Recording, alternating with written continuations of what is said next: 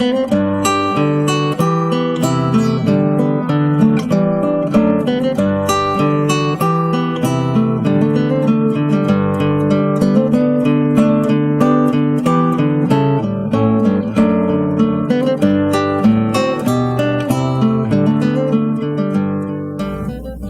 Murray Baumgarten. I was the founding director of the Dickens Project, and I'm currently the director of Jewish Studies at UCSC. And I explain this to people that I'm interested in Dickens and in Jewish literature with a joke, and I suppose this joke should not be recorded for posterity.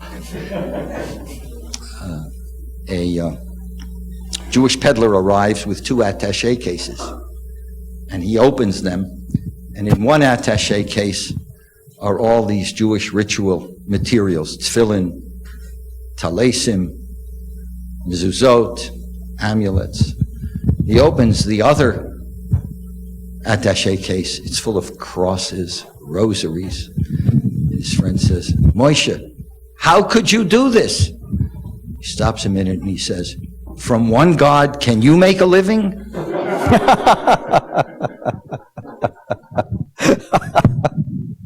So this evening, we celebrate the entanglement of Jews as a minority and the majority culture of the West they live in.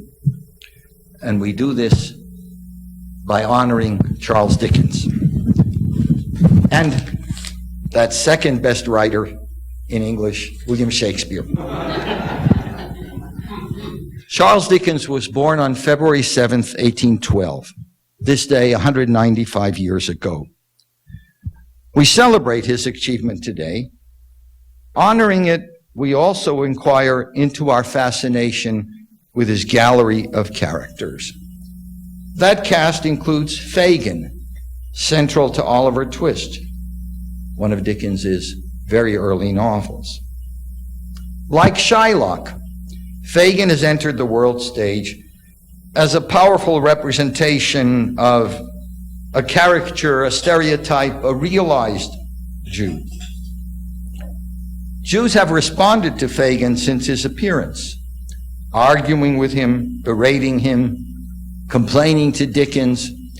In fact, I think it was 1856, Dickens sold his house on Tavistock Square to a Jewish banker and his wife.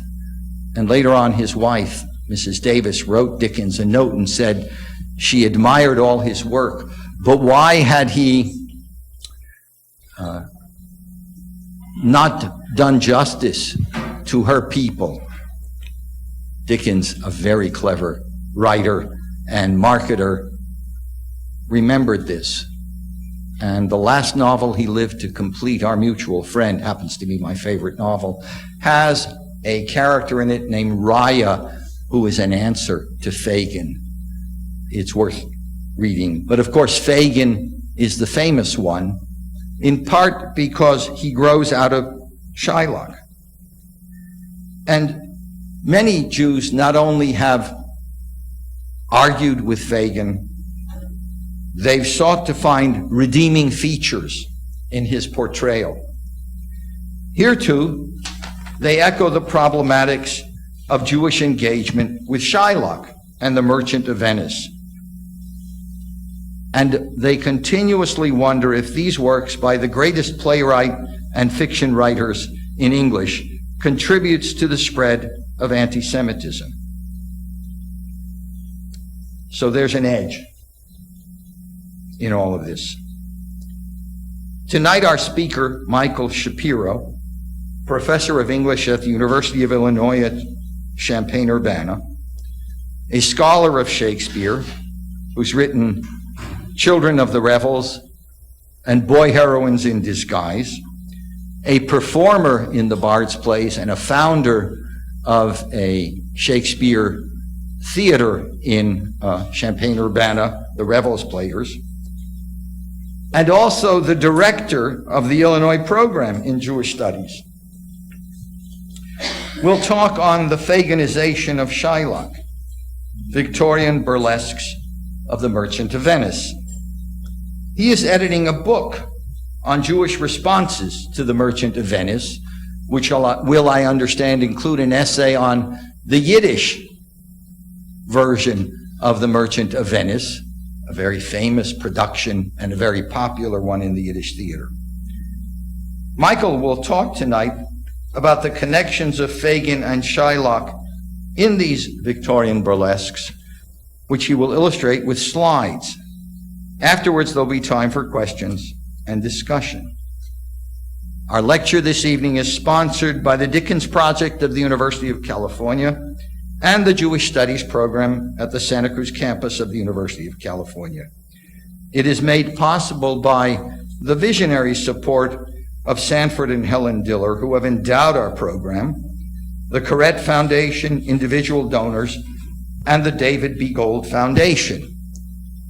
We're going to be videotaping this performance with the help of the Gold Foundation, and we expect that it will be shown on UCTV, which is a California-wide network of community college and community television stations.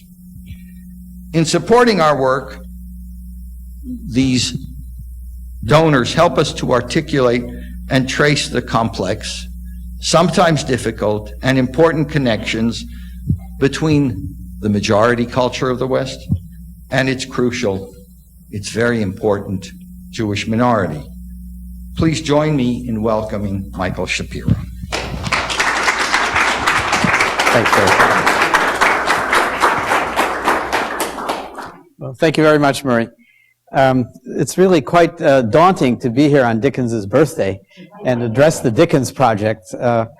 I'm really a kind of interloper into the 19th century. I was trained as a Shakespearean in the early modern period, and I drifted into Jewish studies too, and it occurred to me at one point that I could make my life less schizoid by working on the Merchant of Venice.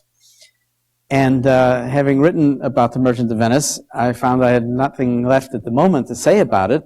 So I looked to the adaptations and revisions and appropriations, and it turned out to be quite a number of them. They're very interesting. And I read a book just about a year or two ago called Not Shakespeare by Richard Schorch, teaches in London. And the book was published by Cambridge in 2002. Not Shakespeare is about the burlesques, very popular in the 19th century. And it opened up a very interesting perspective for me, because there are four of them that I found. He mentions a couple, I found a couple others, and they're listed on the handout. This handout, the four texts are there. And they really cast quite a different light on Shakespeare and on Jewish life in the 19th century and the role of Jews in the 19th century. So I, with a little encouragement from Murray, Baumgarten, who visited my campus last year, I felt emboldened to actually prepare this paper. And I read a short version of it in Australia at the World Shakespeare Congress, and they're going to publish it in the proceedings. But I wasn't satisfied with it. I felt it needed more contextualizing and more information about Jews. And so I've continued to work on it, and it's still a work under construction, so I'd be very grateful for comments and suggestions, especially from those who know a lot more about the 19th century than I do, who are here. Let me say a word about burlesques first. It's not what we think of burlesque in America. When I was a boy, 14, 15 years old, working at a flower shop in downtown Buffalo, I had to walk by the Palace Burlesque to get to the shop. It's a seedy part of downtown, and it felt very wicked just to be walking by with these pictures on. When I was a little older, I actually went once, and it was a very seedy atmosphere indeed. There were men sitting with their coats on their laps, and girly dancers and baggy pants comedians, and very tame by what's going now, in the last 15 years. This was the 50s. It was a really innocent time. But this is not what the English Victorian burlesques are about. They are parodic theatrical entertainments, which flourished between 1840 roughly and 1870, mostly in London. They were basically travesties or send-ups of dramatic and literary works of Victorian high culture. Their targets included opera, melodrama, poetic drama, classical mythology, Arthurian legend, Arabian tales, English history, and modern plays, that is, plays by Wilde and Ibsen, and of course, Shakespeare. Written virtually overnight and rehearsed for a week, these burlesques typically ran for a month or two in West End theaters and sometimes went to provincial houses. As they were usually 60 to 90 minutes in length, it seems that two were considered an evening's entertainment. They featured songs, sung to airs and arias, as well as parlor songs.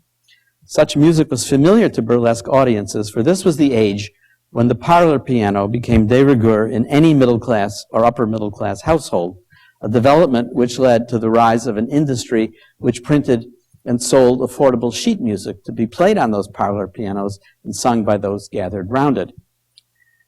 John Broom's burlesque, one of the four that I found, for example, uses, among other melodies, the title aria from Donizetti's L'Elisir d'Amore, an Italian opera which premiered in 1832, and Nora Craina, which is a parlor song about a winsome Irish lass. And everybody would have recognized the melodies. My favorite of these appropriated airs occurs in Francis Telford's playlet and is there described as a cantata disconsolata. It is the moment when Shylock reports the news of his daughter's elopement to his friend Tubal. And it goes like this. "Oh, Tubal, dear, did you not hear the news that's going round? My Jessica has cut away and nowhere can be found." You recognize that? You'll hear it more on St. Patrick's Day next month. It's the wearing of the green. And that just, a lot of Irish stuff comes in here. So besides this kind of thing, recontextualizing and furnishing new melodies to these songs, the burlesques were farcical in nature, fast-paced, and enlivened by brisk dancing. The dialogue was laced with topical allusions, both political and theatrical, and with the latest up-to-date slang. For example, the use of the word fast to mean trendy, the word tin to mean money. They also feature lots of puns, and in the printed text, these puns are italicized because you really have to reach for some of them. Shakespeare was castigated by Samuel Johnson for his addiction to punning. He called it Shakespeare's fatal Cleopatra.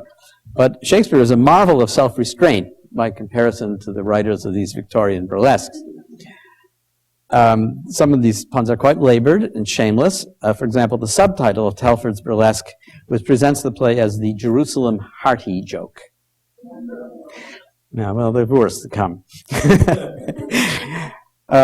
Victorian burlesque derived much of their humor from domesticating the characters and situations of their originals, such as making Portia the proprietor of a tavern, or turning Shylock, the Venetian moneylender, into the Jewish old-clothes man of English popular culture, and thus a close cousin of Dickens' Fagin. Who were the audiences for these burlesques? They basically came from the bohemian subset of the educated middle class, the new urban fast crowd, comprising young men about town and presumably some female acquaintances, with disposable income and a taste for mockery of Victorian notions of respectability. They knew the targets of burlesque well enough to enjoy the parodic edge, and in the case of Shakespeare, were eager to mock Victorian bardolatry, that is the fetishizing of Shakespeare, and to ridicule mainstream revivals of his work that were pillars of official establishment culture. Richard Schach, who wrote the book I referred to before, argues that the authors of these parodic versions saw themselves as defending the true spirit of Shakespeare against what they regarded as pompous efforts to enlist Shakespeare in the cause of high Victorian seriousness. Their primary target was not Shakespeare himself, as I said, but rather the Victorian cult of Shakespeare, a cult that was fed productions which featured lavish sets and painted scenery and a histrionic acting style, which one wag at the time described as the sepulchral style, where actors look more like animated statues than human beings. In a separate essay, Schach describes what he calls the burlesque backlash as the comic attack upon the pious pretensions of legitimate Shakespearean culture. Now, within the Shakespeare canon, Burlesque went after the tragedies, histories, and late romances, but not the comedies, which, as Shylock suggests, are inoculated against such parodic treatment by their own moments or episodes of self-parody. Think of Pyramus and Thisbe, for example, in the Merchant of Venice, which parodies the story of the Athenian lovers, to say nothing of Romeo and Juliet. However, writers of burlesques were drawn to one of Shakespeare's comedies, and that was The Merchant of Venice, perhaps because it was presented in mainstream revivals as the tragedy of Shylock. I want to digress for a moment and talk a little bit about, we'll come back to the tragic Shylock. But first of all, if you want to get the flavor, imagine the flavor going to one of these burlesques, think of going to see Monty Python live in a cabaret. That must have been something of the sort that it was like. But until recently, theater historians and certainly Shakespeareans did not take these burlesques very seriously. Quite the opposite. They ignored them, or worse. For example, Toby Lelyveld, who wrote a wonderful book called Shylock on the Stage, published in 1960, that's a stage history of The Merchant of Venice, has a final chapter which he calls Shylock Distorted, in which he reviles burlesques and similar spin-offs of The Merchant as the spread of a contagion which infected the theater with a rash. So her metaphor. And she marvels, in her words, at how such uncreative borrowing from Shakespearean sources could possibly have coexisted with the sober portrayal of Shylock by Charles Keene and the tragic treatment by Edwin Booth. But that's the point. They did coexist. Now, when I started as a Shakespearean in graduate school and early in my career, that was more or less the standard attitude toward these burlesques. They were considered, my metaphor would be something like barnacles on the hull of the Shakespeare canon ship. And they were there to be scraped off so that they would not get in the way. But now we've expanded the canon in all kinds of directions, and I'm not the only one who's run out of things to say about Shakespeare's plays themselves and are looking for other things to write about. So there is now a sub-industry that is interested in the adaptations. At every Shakespeare Association of America annual meeting, there's usually a seminar on adaptations now. There's an anthology that two Canadian scholars have put together on adaptations of Shakespeare. There are courses. I'm currently teaching a course on it's both an introduction to Shakespeare and adaptations of Shakespeare using that anthology. I have a better metaphor now than Barnacles. I have two metaphors. One is a Jewish metaphor, which is midrash. Midrash are the stories that the rabbis tell about the Bible. They answer questions that the narrative of the Bible leaves out, and they become, in one sense, part of the larger study of the Bible. It's hard to study Bible without studying midrash. An Indian colleague also compared the study of adaptation to the banyan tree. You know, the banyan tree grows from one trunk and sends out a branch, and then that branch sends down shoots, and that shoot will take root and start another trunk. And before you know it, there's a whole sort of colony of secondary and tertiary banyan trees, all coming off the same. So I think one way to look at the adaptation is that it's all a very rich conglomeration of things, that Shakespeare is at the heart of it. Of course, we have to remember that Shakespeare himself was an adapter. That most of his plays, nearly all of his plays, were adapted from pre-existing sources. Plutarch's Lives, or Chronicles, or Italian novelli, or Romeo and Juliet from a long, dull narrative poem, so on and so forth. I think we can almost find all of the sources. There are a few that we haven't found yet. I think we'll find them one day. And so today, Shakespeare would be considered a mere adapter. Why doesn't he invent his own material? So when I teach adaptation, I ask two questions of these texts. I say, how imagine them, in what way are they acting as a critique of Shakespeare? Because this is only one take on the material after all, and other ways to look at it. So what do they open up new ways of looking at what Shakespeare did? And what is their relevance to the issues of their own day? Because the writers were not writing only in dialogue with Shakespeare, they were writing for their own contemporaries. Okay, so we'll come back to some of these questions. Now back to the tragic Shylock. The burlesque of The Merchant began to appear shortly after the play starts to look less like a romantic comedy and more like the tragedy of Shylock. Indeed, the more or less tragic Shylock was first introduced by Edmund Kean in 1814. Prior to Kean, Shylock had been presented as a comic buffoon or a melodramatic villain. Thomas Doggett played Shakespeare for laughs in The Jew of Venice, Granville's comic adaptation in the early 1700s, and Charles Macklin, thank you very much. Okay, there's Macklin. Macklin played Shylock as a ferociously menacing melodramatic villain and did some 316 performances in the latter half of the 18th century. Now, Kean, 1814, 1815, his Shylock, by contrast, was intense, energetic, and passionate, and while still a villain, as John Gross writes, was endowed with a large measure of dignity and humanity. By his example, Kean also encouraged other leading actors to seek for their own ways to represent Shylock more sympathetically. For example, Edwin Booth played him in a kind of orientalized, patriarchal way, and he ended the play with Shylock's agonized departure from the courtroom at the end of Act 4. There is a whole Act 5. But this is the era of the actor-manager, the great actor-manager, and he plays Shylock. So when Shylock leaves the stage, there's no point in going on with the play. There's nothing else worth doing. So they end it, you see, with Shylock's departure, cut out Act 5. This abbreviated ending, in Toby Lelyveld's words, became the rule rather than the exception in the period. And this tendency toward the sympathetic Shylock lasted all through the 19th century, and it still is going on. Beginning in 1879, even later than the burlesques, Henry Irving, who sometimes restored the fifth act and sometimes didn't, developed an interpretation marked by intense pathos and a keen sense of injury.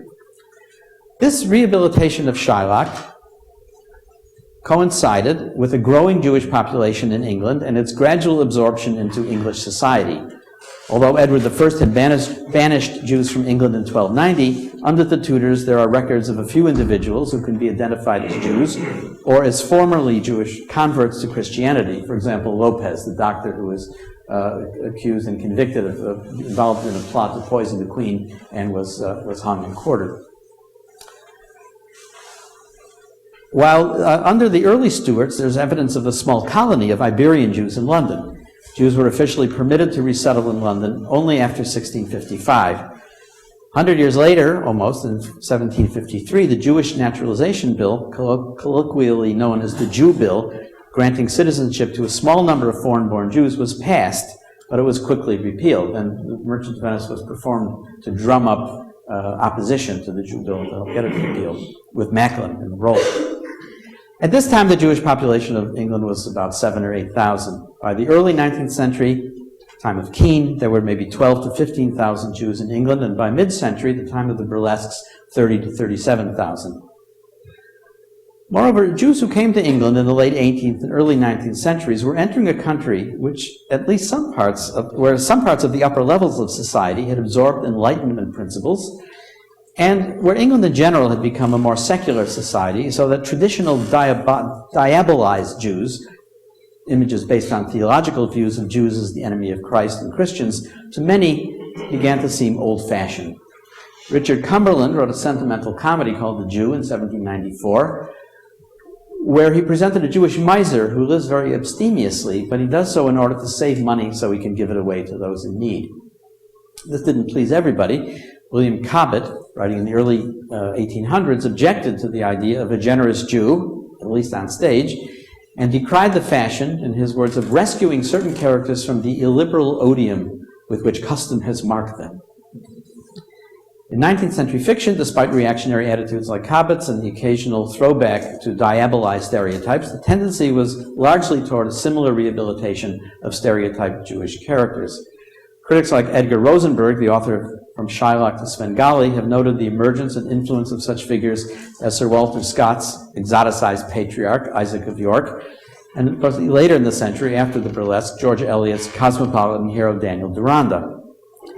On the stage, as we have seen, leading tragic actors were developing more sympathetic ways of portraying Shylock, even though no performance of the text could avoid the moment when Shylock the Jew is about to use his freshly whetted knife to carve a pound of flesh from the breast of Antonio the Christian.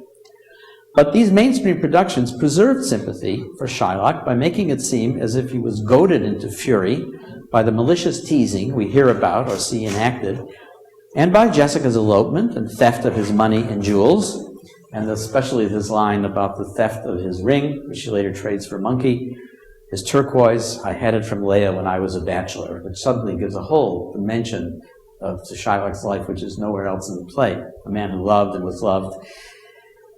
But then it's shut down. So they exploit these things in order to maintain and generate sympathy for Shylock.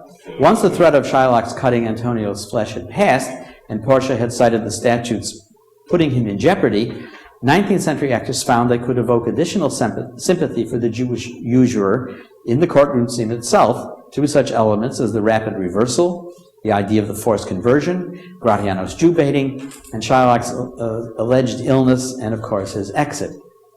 But if mainstream revivals of the Merchant through the 19th century portrayed a dignified, humanized Shylock, early Victorian burlesques, in addition to restoring touches of Dockett's buffoonery or Macklin's malice, essentially grafted the role of Shylock onto a relatively recent secularized image of the Jew, the old clothes man. In other words, as the Jewish presence in English grew and as Enlightenment principles spread, theatrical representations of Shylock developed along two contrasting tracks. One is the high road, the mainstream revivals of the Merchant, starring Keane, Booth, and others, portraying a dignified, humanized Shylock. And then there's the low road, the burlesques, the ones that I found, which make Shylock into the same contemporaneous stereotype, the Jewish old clothes man, with one exception. Blanchard's elevates Shylock one notch into a pawnbroker. It's one step up from peddling on the street, and gives him a shop next to the shop of the fishmonger Antonio. I'll tell you more about that later. Whereas Shylock appears in only 5 of the 20 scenes in Shakespeare's text, he is far more prominent in these Victorian burlesques of the Merchant, where he and not Antonio is the title character. Only a few scenes in these versions include scenes which do not involve Shylock. Talfourd, for example, has a scene between Jessica and Lancelot. Broom includes the choosing of the caskets, but compresses it into one scene. Blanchard, too, has the casket scene, but it's set in Portia's tavern, where Bassanio, her single suitor, there aren't the others, who, by the way, is a teetotaler, must choose the right cask, or rather, a casket, or rather cask, from the barrels of gin, rum, and brandy, unlabeled, presumably by sampling their contents. Some texts include the elopement of Jessica and perhaps a few scenes before and after, though the DeWitt text eliminates Lorenzo and has her elope with Antonio. Saves an actor that way. Some include Shylock's scene with Tubal, while all, like the one where he sings the wearing of the green, while all of them must include the 2 obligatory scenes, the one where Shylock negotiates the loan, and the one where he's prevented from collecting the agreed-upon collateral on that loan, the pound of flesh. The one slight exception is Blanchard's version, which survives only in manuscript, where the lines referring to a pound of flesh are crossed out, and instead are replaced by lines referring to a pound of hair. And we'll tell you more about that, too. A glance at the loan-making scene in all 4 versions suggests their common elements as well as their distinctive qualities. Talfourd's treatment of the loan-making scene is surprisingly close to the Shakespearean original and its general contour, if not its tone. It opens with Shylock's actual opening line from 1-3 of Shakespeare's play, 3,000 ducats for 3 months. Shylock seems to be toying with Bassanio, as in Shakespeare. When Antonio enters, Shylock speaks his aside, changing a word here and there. How like a swindling publican he looks. And while he expresses hostility toward Antonio for bringing down our Venetian rate of usance, Shakespeare's word for usury, and for venting diatribes upon our dire tribes. Yeah, there you go. That's italicized in the text, lest anybody should miss it. Gone is the religious animosity of Shakespeare's "I hate him for he is a Christian," or the malice of "if I could get him once upon the hip, I would feed fat the ancient grudge I bear him." Gone. At the end of the aside, when Shylock finally addresses Antonio directly, he offers to spout, that's Victorian slang for sell, to spout him a watch or handkerchief. Similarly, whereas Shylock follows his Shakespearean counterpart in reminding Antonio of previous insults, the resentment is expressed and the loan initially denied in a duet sung to an air entitled Sprig of Shillelagh, more Irish melodies. However, in a conciliatory gesture, Shylock offers the loan interest-free, but with the stipulation of a pound of flesh as collateral, and all 3 characters join in singing a trio polka and dance off stage together in the so-called breakdown dance that ends many scenes in burlesque. The loan-making scene in the DeWitt version is interesting. It's published in America. You have the title page on the handout, on this handout. It's published by this company that made its money by selling scripts for drawing room performances by amateurs. And they sell minstrels, what they call Ethiopians shows, but I'm pretty sure this comes from England because it has many references to London. And the picture across the page, across the handout, shows Shylock with his 3 or 4 hats, which is sort of the marker of the English version of the old clothesman, as I'll explain later on. So even though this one is published in New York, I do think it represents the Victorian burlesques, and many things crossed over that way.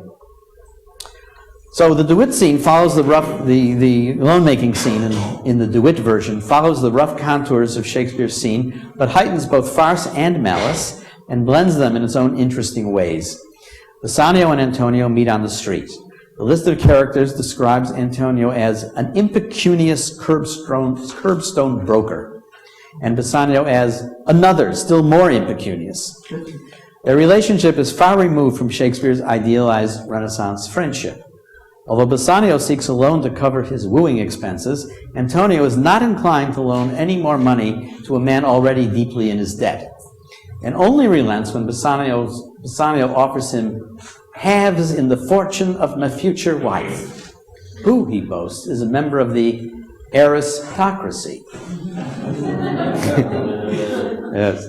Let us now turn to Shylock's first entrance in the loan-making scene in the DeWitt version. In this version, his entrance is preceded by his offstage cry, "Clo, clo, clo." That's short for clothes. While the stage direction that follows reads, "Enter Shylock left with 4 hats on his head, a sheaf of umbrellas under his arm, and a bag over his shoulder."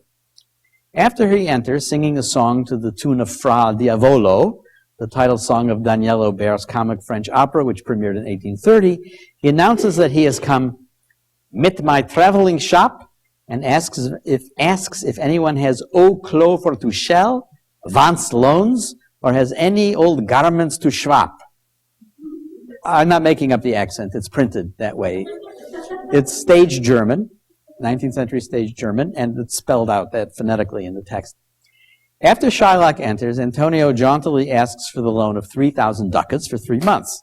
Shylock refuses, reciting the same litany of insults and injuries he has suffered from Antonio, being spat upon, called dog, and so forth, and relents only when Bassanio proposes to Antonio that they seek the loan from Isaac, a rival moneylender. That gets Shylock's attention. Rather than lose the business, Shylock agrees to the loan and stipulates interest of 50% and a forfeit of £1. This is the line from that. £1 cut from your breast. But after the phrase £1, the stage director says savagely. £1 cut from your breast. You can imagine. Shylock dismisses this provision as a little chest, but Bassanio wonders, indulging in the apparently unavoidable pun, is he a desperate Jew, or is this mere jeu d'esprit? Yeah, that one is in practically all the burlesques. The scene ends with Shylock plying his trade as an old clothes dealer by urging Bassanio to spend some of the newly borrowed money on clothes and jewelry he carries in his sack. Mein Gott, they'll fit him like a skin, he says. And as the stage direction puts it, holds up a babe's pinafore, which obviously won't fit. Crossing the Shakespearean moneylender with the Victorian eau clos man, the DeWitt has produced a homicidal clown. Blanchard's version. In Blanchard's version, Antonio and Bassanio go to Shylock's pawn shop for the loan of £5. Shylock rehearses his litany of complaints, this time having to do with the refuse and odors from Antonio's fishmonger's shop next door. Their threat to seek the loan elsewhere also brings Shylock around. To show his goodwill, he sings a comic patter song, there's nothing to do with the play, about a character named Sir Dilbury Diddle, a pagan knight who won a wager that his boots were watertight. One of these comic Victorian patter songs they just wanted in there. They come to terms, agree on the collateral of £1 of hair, as I said, and Shylock celebrates the agreement with another song, this one to be sung to the tune of Where the Bee Sucks. Shakespeareans will recognize this from The Tempest, where yon 3 balls hang on high, shows that money I supply. That's the new lyrics, where the B sucks. Finally, in the Broom text, before approaching Shylock, Antonio realizes that he has nothing to offer as collateral for the loan except the flesh that covers my poor bones. Thus, as in some adaptations by Jewish playwrights, it is Antonio and not Shylock who proposes the pound of flesh as security. When Shylock is approached, he recites again 2 litanies of grievances against Antonio. The first is a series of practical jokes involving unkosher meat. He put unawares pork pies upon my seat, or filled my pockets chock full of pig's feet. The second list of litanies includes religious insult. He called me Hebrew dog, as well as spitting vile tobacco juice upon my coat. Nevertheless, Shylock agrees to make the loan, promises to join the others at an oyster bar across the street, and sings a duet in praise of oysters with Bassanio. Oysters, of course, are no more kosher than pork. But in a nasty touch, beyond anything in the Shakespearean original, Shylock remains on stage alone after the song and confides to the audience that he has entered into this silly bond because he has been itching for what he calls just this chance to cut his heart out. Another homicidal clown. Now, the writers of the burlesque did not invent the stereotype of the Jew as old clothes man, and neither did Dickens. It was a commonplace of the late 18th and early 19th centuries, evolving out of the image of the itinerant Jewish peddler, who first emerged in English popular culture in the mid or late 18th century. According to Frank Felsenstein, the new images of the Jew, first as rural peddler and then as urban old clothes dealer, supplanted in part medieval diabolized stereotypes. Those stereotypes have been discussed at great length by Joshua Trachtenberg. They involve ritual murder, host desecration, and well poisoning. I'll show you just one of them. This is William of Norwich. This is the first of the ritual murder accusations leveled against Jews, that the boy is killed and his blood is to be used to make Passover matzah. And this spread from 1144 all through Europe and the Middle East. But Felsenstein also prints some more interesting images. This one of the Jewish peddler, Jewish peddlers who roamed the English countryside with a box of merchandise supported by straps around neck or shoulders. By the early 19th century, this itinerant rural vagabond had become localized in London, and instead of offering a variety of easily portable goods, vaguely reminiscent of Autolycus's array of merchandise in The Winter's Tale, he specialized in used garments. This is the London peddler, which he both bought and sold. Unlike his rural predecessor, the new urban Jewish peddler carried a sack instead of the box. There's a nice description of him on the first page of Harrington. Harrington is a novel by Maria Edgeworth, published in 1817, which the image of the old clothes man is very crucial. She describes him as follows: an old man with a long white beard and a dark visage. Let's just stop this for a moment. Holding a great bag slung over one shoulder, repeating in a mysterious tone the cries of old clothes, old clothes, old clothes. The title character, Harrington, recalls that as a little boy he saw this figure as he stood on a balcony with his nurse one evening. The nurse threatened that if he did not go off to bed immediately and quietly, she would call down to this man, Simon the Jew, and have him come up to the house and carry young Master Harrington away in his great bag. Whereas the rural itinerant peddler smacked of the wandering Jew, the old clothes man carrying off children evokes the blood libel of ritual murder, which we already discussed. The charge that Jews killed Christian children use their blood for matzah. From this moment on, young Master Harrington developed an intense fear and hatred of Jews, and he has nightmares, and he's neurotic as can be, and nobody knows what to do about it, because nobody knows what the nurse has told him.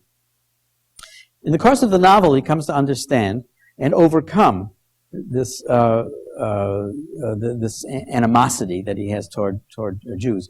Maria Edgeworth was an Anglo-Irish writer who previously had used sinister Jewish characters as part of the macabre machinery in some of her Gothic tales. Just as Dickens was called to account by one of his Jewish readers and friends, she was called to account by a Jewish reader in America, and wrote Harrington in part to atone for the Jews in these Gothic tales, and in part to expose the irrational origins and insidious transmission of anti-Semitic prejudices in England. In the middle of the 19th century, the Jewish old clothes man became something of a comic stereotype, His identifying attributes, sack, long black cloak, beard, exaggerated nose, swarthy complexion, are given a comic touch when he is shown with a stack of several hats on his head. The reason for the stack of hats is not that he is a precursor of Dr. Seuss's Bartholomew Cubbins, but that as an itinerant merchant, he has no other place to store the hats that he has bought or wished to sell.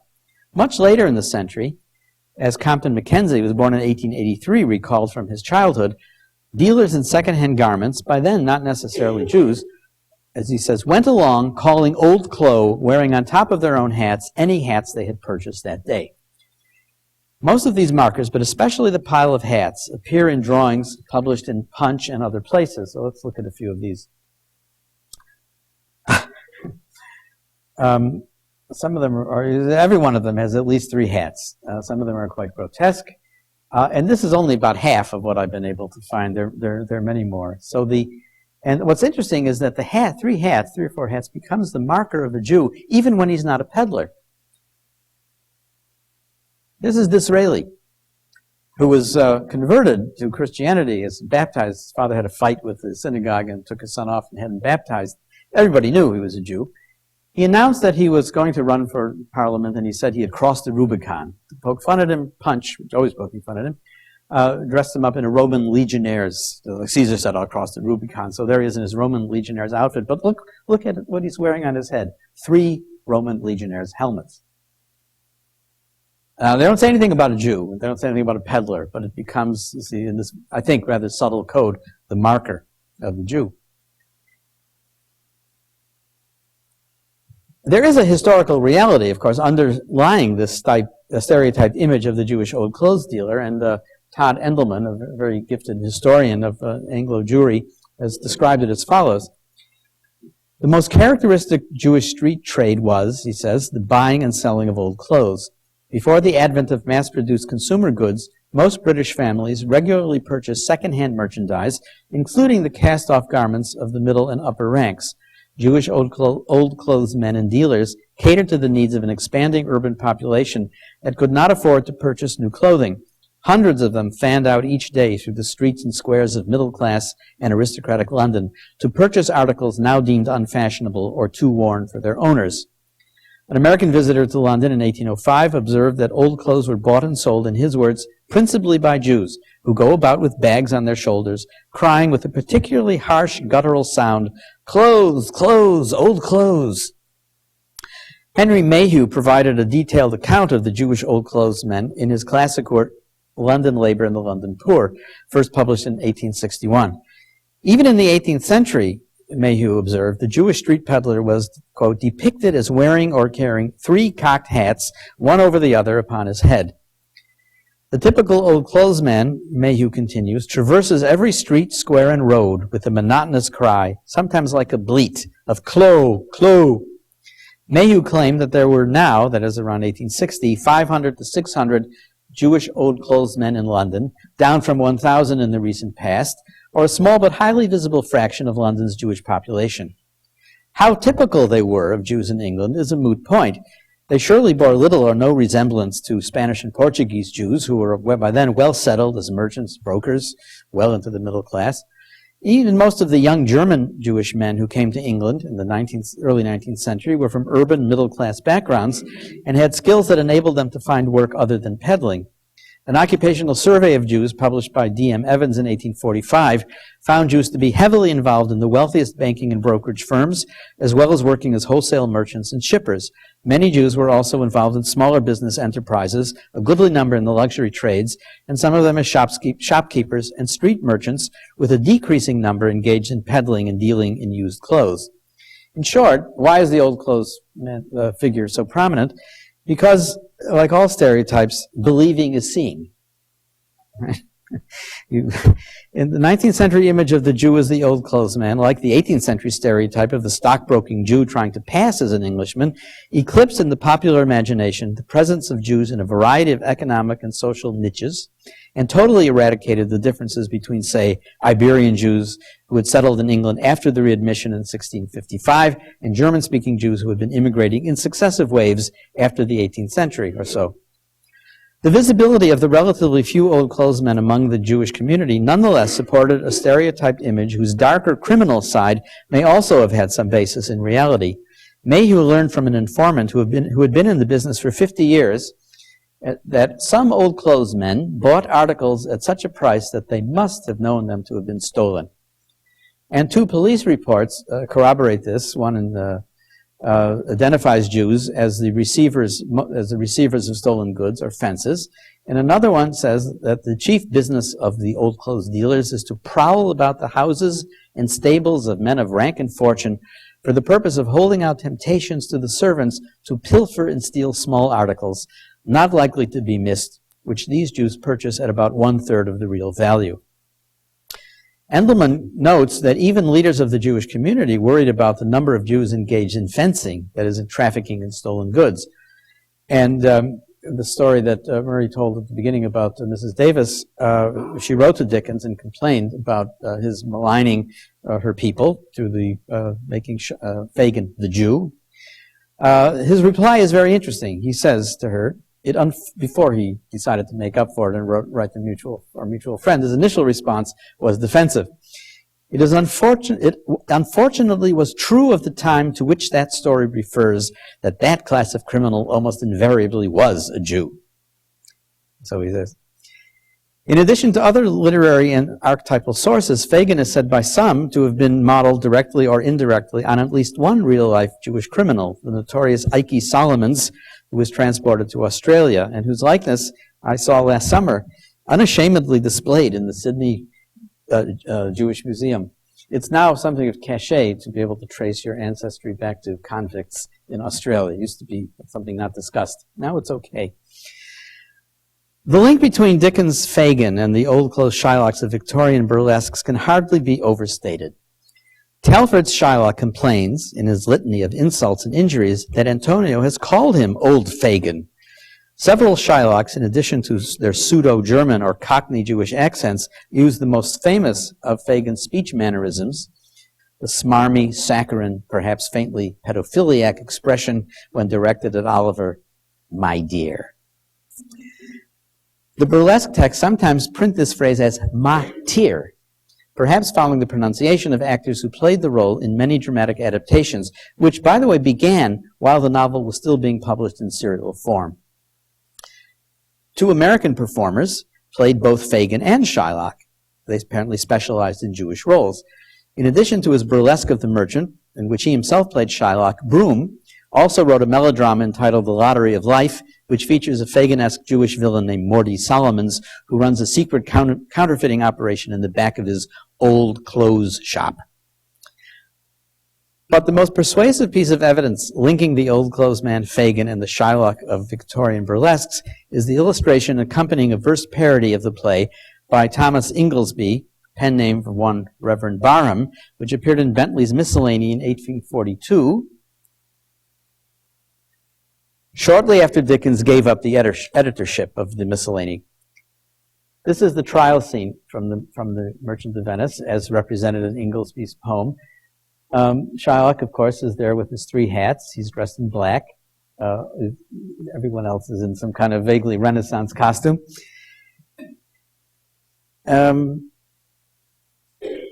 Inglesby first introduces Shylock as a dealer in second-hand clothes, just as in the burlesques, rather than as a usurer.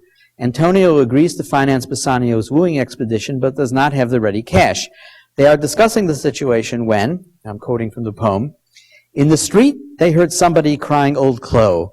By the Pope, there's the man for our purpose. I knew we should not have to search very long. Salanio, run you, and Salario, quick. Haste ere he get out of view, and call in that scoundrel old Shylock the Jew. And so on in anapests for several pages. Shylock's first speech includes the Faginesque phrase, matir. Thrice we are told of his 3 hats, and they are prominently displayed in the illustration that you see. Note the cloak, the beard, the sack. Sack is on the floor. Yeah, that's on his side, next to his foot there. The sack is on the floor because in the play he has to have a knife and scales, and so they're following the text. So he doesn't have 3 hands. So he has the knife and scales. The sack goes down to the floor. But also notice the enlarged nose. This illustration is the work of George Cruikshank, Dickens's erstwhile collaborator, who had also depicted 5 scenes involving Fagin and Oliver Twist, and who claimed credit for giving Dickens the idea of a Jewish fence. Here's one of the Fagin scenes Cruikshank drew for Oliver Twist. None of Cruikshank's depictions of Fagin represent him quite as the old clothes man, but his facial features, especially the telltale nose, suggest a shared family resemblance with the Shylock in his illustration for Ingleby's poem. The Fagin-esque Shylocks, old clothes Shylocks, differ markedly from the more idealized Oriental patriarchs or dignified tragic victims of mainstream revivals of The Merchant of Venice, of course. These differences are especially telling in the endings of the burlesques. In Shakespeare, Shylock, as I said, does not appear in the comedic fifth act, and so is not included in the harmonious resolutions of the play after the trial, when the lovers return to Belmont. The burlesques, by contrast, had to end the evening quickly, and they did so by not shifting the scene back to Belmont. They also had to sustain the comic spirit of the occasion by ending on a note of general forgiveness, which had to include Shylock, the dominant character. In the final moments of Talfourd's text, for example, Shylock readily agrees to convert, and Lorenzo returns the money Jessica stole from her father when they eloped. But in Broom's text, Shylock is converted, only not to Christianity, but simply to wearing a pleasant face. And Lorenzo announces that he himself has turned Jew. Lorenzo's conversion to Judaism, like Shylock's to jollity, might have been, I suspect, a dig at such Christian proselytizing organizations as the British Society for the Propagation of the Gospel Among the Jews, founded in 1842, notoriously unsuccessful, spending a great deal of money and failing to make very many converts. Blanchard ends his burlesque with Antonio forfeiting not a pound of his flesh, but, as you know now, a pound of his hair, which he does by handing over to Shylock his wig. At this, everyone has a good laugh. Shylock repents his nasty intents and is pardoned, and he joins Portia in the final drinking song to the tune of The Devil Among the Tailors. A tune I haven't found yet, but I can't sing it for you just as well. He is implicitly converted to a religion of mirth, music, and alcohol. In the DeWitt burlesque, the final scene resists any sentimentalized reintegration of Shylock into the world of the play. As a token gesture toward his conversion, Portia orders those valuable tiles, that is his hats, removed from his knob, his head, and given to Antonio and his heirs. But Jessica, his heir, principal heir, has no interest in these markers of Jewish identity and curtly disowns her father and, as she says, cuts the old gentleman off without a stive. Stive is a penny. While Antonio, to show his magnanimity, refuses to accept those greasy tiles, the pile of hats, an act of generosity praised by Portia. Portia says, "This conduct doth become thee even more than would those hats. Thou leadst the way to further acts of mercy on our part." Now, Shakespeare's Portia preaches about mercy and may or may not practice it. That's debated by critics. But the hypocrisy of the DeWitt Portia is quite clear, because the first of her further acts of mercy is to expel Shylock from Venice. "Shylock, considering that you're not worth hanging, will let you off on one condition, that you, by the next gondola, depart from here with your old clothes and time-worn hats, and never show your face here more." She then turns away to speak to Bassanio, but then notices that Shylock is still lingering on stage, and she angrily and sarcastically challenges him to try to turn the moment of his ejection from the play to his theatrical advantage, more or less as the great Shakespearean actors of the mainstream productions had been doing. "Now, Shylock," she says, "we are waiting for something of the tragic kind. Launch forth your fierce invectives, but don't use bad language if you can help it." According to the stage direction, Shylock then prepares for a moment of high tragedy in the conventional sepulchral style. And the stage direction says, Shylock rises, clenches his fists, rolls his eyes fiercely, and essays several times to speak. But instead of indulging in a histrionic lament, he, stage direction continues, finally relapses into a smile. In his next speech, the last before the final curtain, he refers directly to the audience, and so shifts the frame of reference, meta-theatrically, by stepping out of character, or better, through the character, moving from the world of the play into the world of the playhouse. Now, the world outside the Playhouse, London playhouses, where the burlesques were originally produced, included an increasing number of Jews becoming more and more assimilated in various ways into English society. I won't read all this, but this is a list of the various measures that were passed, removing what they call civil disabilities from Jews. They gradually became more fully integrated into political life. But if the story of English Jewry is mainly a happy one of growth in numbers and economic strength, and the removal of civil disabilities leading to a passage of the Naturalization Act in 1859, that story, as some tell it, is also tinged, if not smeared, by backlashes of anti-Semitism. Looking at these old clothes Shylocks from our inescapable post-Holocaust perspective, we might be tempted to dismiss this image as yet another anti-Semitic trope. For some scholars, spectators, it may have been just that. But perhaps, as Schock's work suggests, Victorian burlesques used the Jewish old clothes man solely for its entertainment value, although even such casual deployment of anti-Semitic tropes now strikes us as offensive, if not potentially poisonous. It does not appear to me that the burlesques that the images of stereotyped images served up in these burlesques were part of a programmatic campaign against English Jewry per se. Although there were at the time various debates about these civil disabilities, and they went on all through the middle decades of the century, during the time of the burlesques, and thus may have been in the minds of some people. But unlike the burlesques, these debates focused on the Jews' religion more than their foreignness, and arose from the fear that England might one day be governed by non-Christians. There's a slide that I didn't have a chance to put in that shows a parliament at some future date where all the members of the parliament are sitting there with their stack of 3 or 4 hats on their head. Well, England is now ruled by Jews. Well, it took England a long time even to enfranchise Catholics and dissenters, so it's not surprising that the Jews got the vote rather late on. But I am inclined to think that Schock is right, that they were out not for programmatic anti-Semitism, but for fun, a more innocent kind of fun. The burlesques dragged all of the characters down from their lofty Shakespearean pedestals, so it's hard to see these travesties as specifically anti-Semitic. As Schock says, these burlesques had one agenda, or he feels, one agenda and one agenda only, to thumb their noses at Victorian cultural pieties. Shakespeare was certainly one such piety, and within Shakespeare, another was the rehabilitated, humanized, sentimentalized Shylock.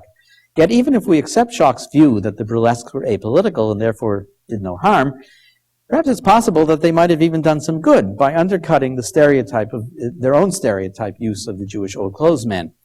One place to look for such deconstruction is the 1853 production of Telford's version, in which an actor named Frederick Robson was only wearing one hat, unfortunately for my argument, but there it is, a picture of Robson from the 1853 production, playing Shylock with what the Times reviewer called a strong Jewish dialect, with the twang and the lisp pushed to the last degree of exaggeration. A caricature, in other words. Schock suggests that Robson's amalgamation of farce and pathos is in accord with this similar duality or multiplicity of tone within Telford's text. He illustrates the point by analyzing Tippity Witchet. That's the other handout you have. Tippity Witchout, a song Telford wrote expressly for Robson to sing at the end of his scene with Tubal. I haven't tracked this tune down either. But we won't go through it all. But the important thing to note is that the way it shifts in tone from stanza to stanza, and the stage directions mark that out very clearly. The first stanza addresses Jessica's elopement with Lorenzo. Second stanza refers to her robbing him of the money and the ring, and its third stanza invokes the taking of Antonio's flesh. Stage directions mark the tone of each stanza respectively as pugilistic, crying, and laughing. Other reviewers located these sudden shifts of perspective and tone not only in the text, but also in Robson's performance. Telford and Robson together used such abrupt transitions to keep the audience off guard, it seems to me, and somehow or other created a kind of Chaplinesque illusion that trapped inside this crude stereotype was a real person, in this case an immigrant Jew, closer to the social reality of the day than the Oriental or effeminized Shylocks of mainstream revivals. Well, let me conclude by going back to my first 2 points about the value of the study of adaptations, their criticism of Shakespeare's original, and their relevance to issues of their own day. The burlesques, by definition, reduce Shakespeare's characters to in stature, first by domesticating them, and secondly by slanting their motivations and relationships away from the romantic toward the tawdry, or some might say unmasking the tawdriness that is already there in Shakespeare, such as Bassanio's fortune hunting. And Portia's hypocrisy would be another example. On that basis, one could say that these burlesques not only critique Shakespeare, but also lash out against bardolatry and other forms of Victorian piety. Shylock, too, is inflected downward. Instead of the tragic hero of mainstream productions of the period, he now peddles used garments, as well as owning money, and the malicious side of his desire to collect his collateral of a pound of flesh, which we see only in flashes, collapses into comic absurdity. And that's particularly true in the DeWitt version when he makes this meta-theatrical turn and reveals himself as the actor, not underneath inside the stereotype. He fulfills, in these burlesques, I would argue, that Shylock fulfills and deconstructs the stereotype of the old clothes man, a stereotype best understood in the context of 19th century English concern over the meaning of English national identity. If the old clothes dealer with his foreign accent is seen as a threat to narrow definitions of English nationhood, the burlesque representation of such a figure reveals it to be nothing more than a diverting but finally rather flimsy theatrical construct, easily marked by the sophisticated spectators of burlesques as an embodiment of the xenophobic anxieties held by so-called respectable Victorians. In other words, making fun of the boogeyman, just as Maria Edgeworth is explaining how an English child gets imprinted on his mind, this negative stereotype of the Jew and can't get it out and it gets passed along. But in the burlesques, that figure is exploded as a kind of boogeyman. Okay, a short coda, and then we can talk about, I'll take questions. The short coda is this. There are many adaptions and appropriations of all of Shakespeare's plays. There's a 5-volume collection by Stanley Wells, which he did in 1977, way before any of us got into the act of looking at appropriations, and there it's been, sitting in our library, waiting for me to come in and use it. But some of them, they don't all show up. I mean, there are other kinds of adaptations besides burlesques. Let me give you a couple examples very briefly. The Merchant of Santa Fe was a bilingual revision, 85% in English, 15% in Spanish, done in multi-ethnic Albuquerque in 1993 by a Chicano troupe. There, Shylock, like a surprising number of New Mexicans at the time, is a converso, or crypto, hidden Jew. In this version, Shylock is a recognition of the Jewish threads in the fabric of Chicano identity, controversial issue in Albuquerque at the time. Under pressure from a coalition of Jews and Catholics, including the local director of the Anti-Defamation League, the people putting on the play kept making Shylock more and more sympathetic.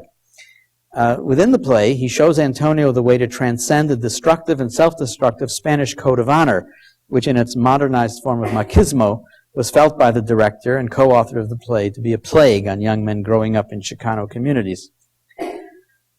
Another appropriation, which Murray referred to earlier, is the Yiddish adaptation of 1947 in New York City, Shylock and His Daughter, Shylock und seine Tochter in Yiddish. Itself adapted from a 1943 Hebrew novel by the adaptation done by Maurice Schwartz, who played Shylock. Although set in Renaissance Venice, this adaptation evoked the Nuremberg laws of Nazi Germany and the suffering of Jews in slave labor and extermination camps. And in 1947, New York was filled with survivors who come to New York, Yiddish-speaking survivors. Well, these are just two of more adaptations, and there are many more, but they're stories for another evening, so we'll stop here. Thank you very much for listening. So, questions or comments, or some of you are ready to sing some of these lyrics?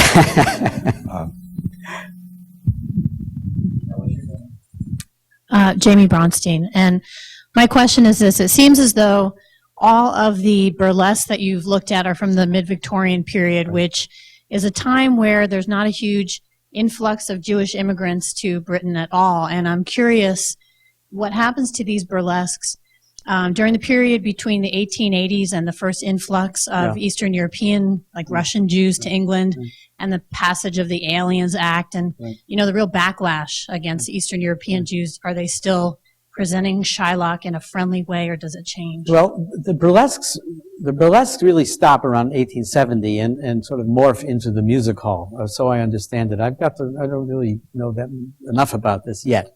So you don't have, there were lots of there were German Jews coming in all through the 19th century. Of course, not in the numbers of the Polish and Russian Jews after 1880, of course, in the pogroms. And there are other kinds of stereotypes on the music hall stage, the Sheeny, the Yid, and so forth, just as there are in American vaudeville. Merchant of Venice doesn't seem to be used that way. At least I haven't found it as a way of responding to this much larger influx of immigrants and immigrants who are Yiddish speaking, not German speaking, and are not urbanized and so forth. So there's more to do on the story of images of Shylock in the 19th century, but I've taken the story as far as I can at the moment, up to 1870. One image that comes up in Linda Rosmowitz's book is the Jewish plutocrat, Rothschilds and so forth. But she doesn't have anything to say either, and she's looking at the later Victorian period, and she doesn't have anything to say about the way the merchant is used to respond to the influx of Russian and Polish Jews. So I think there's something there that we haven't found yet. Margot Hendricks.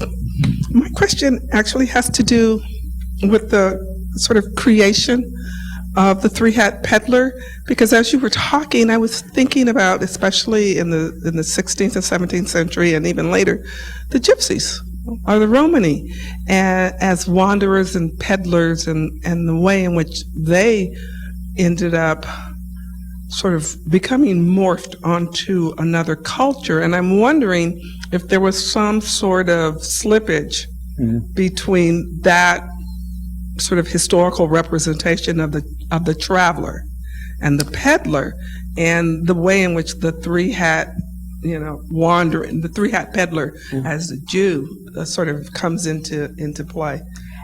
There may be. I'm wondering if you had, thought about that. No, I hadn't thought about it. It's certainly worth thinking about. I certainly haven't found it. And Felsenstein, who's my authority on 17th and 18th century, or 18th century depictions of Jews, didn't pick up on that either. So it might be worth looking at. The hat business is very mysterious. I asked, by the way, it doesn't show up in American stereotype depictions of Jews. I asked Harley Erdman, a theater historian, and several of my colleagues back at home about this, and they can't find it. They're not aware of it on the American stage. So maybe where it comes from is really quite interesting, and if it's worth thinking about possible gypsies. If you ever find such images, you send them to me. I'd be most grateful.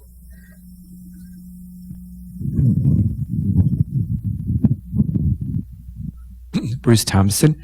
Do we know whether Dickens attended burlesques? And Dickens was a great theater goer and even acted. I don't know. I mean, this is where maybe the Dickensians can help me out. But I don't know that he attended. I found no references. I looked at some biographies, but I don't pick up any time that he attended. John, do you know if he attended any burlesque? Or Murray, did he ever go to the burlesques? There's no evidence that I know specifically of his having gone to burlesques, but as you say, he was a great theater goer, and there are, for example, in Nicholas Nickleby, parodies of contemporary theatrical performances that verge on the burlesque, that are in fact burlesques, and so it's quite probable that he was familiar with the conventions of it. Whether he actually attended the burlesques of the Merchant of Venice that you're referring to is something we'll probably never know. But he probably knew about them. I mean, these were very popular. This was in the air, and even if he never set foot in the Olympia or the Strand, or one of those theaters, it'd be hard to imagine they didn't know what was going on there. I had a question too, that since I have the microphone, and it's to ask if you know more, can tell us more about the stage adaptations of Oliver Twist, which, as you correctly state, began before the serial publication of the novel was finished. and it was common for playwrights in an age when there's no copyright to steal the story and imagine how it was going to end, and sometimes they even figured out how Dickens intended to end it. But that would be it would be interesting to compare the stage representations of Fagin with these representations of Shylock that you're I that's something I haven't done, and I would like to know more about that, and that's a good avenue to pursue. Thanks for mentioning it. Michael, a more general question. As you know, F. Murray Abraham right now in New York is performing in repertory Barabbas in The Jew of Malta and Shylock in The Merchant of Venice. And there's also a performance of Oliver Twist going on. You told us that when the Jews bill was passed, one of the ways in which there was propaganda against it was performances of The Merchant of Venice. Right. And you very neatly pointed out how the Victorian burlesques undermined the uses that production would have made. Mm-hmm. But in our time, F. Murray Abraham, with the burlesques behind them and this varied history of acting of Shylock and of Fagin, how do you respond to the question that Jewish communities over and over again raise when they are told the local Shakespeare company is about to perform The Merchant of Venice? Luckily, they don't look at our syllabi and see that we're teaching Oliver Twist, but a parallel question might follow. Well, it's a good question. I actually was on campus when our theater department decided to do The Merchant of Venice, and the director was David Knight. He asked me if I would be a dramaturg for the production. A very shrewd political move on his part, I would say, having the having the director of the Jewish Studies program as your dramaturg maybe would neutralize this opposition. Of course, it gave me a certain amount of power too, because if I felt things were going the way I didn't like, I could walk, and then he'd have to answer to that. But we got along very well, and I love being a dramaturg because you have no real responsibility. You're just, the director has all the responsibility, right? And you just throw out ideas. And one of my ideas he liked the idea of having a larger Jewish presence in the play. So he added some mute characters. It gave more students a chance to be on stage. And they worked out some interesting stage business of themselves in the trial scene, for example. One of them was holding the scale, and when it came time for the pound of flesh to be cut, he passed it to another one. He didn't want to be part of this. Anyway, I'll come back. That's really not the point of your question, but I told David Knight that he should talk to the community, that we should have some parlor meetings with members of the Jewish community. I'm very active in the local Jewish community, and I know the leaders, and I said, how about if we set up some of these meetings? He got a real earful from people who said, why are you doing this play at all? And he said, well, we do all of Shakespeare. We haven't done The Merchant in 30 years. It's time to do it. But I'm going to do it in a way that you won't find offensive. And they said, well, why bother? They feel it's a play that's inherently anti-Semitic. He said, no, it's a play about anti-Semitism. And they argue, and some people, and we're never quite won over by that argument. Also, we agreed to have, my instigation, talk back sessions after every performance with the actor and the directors and people in the audience.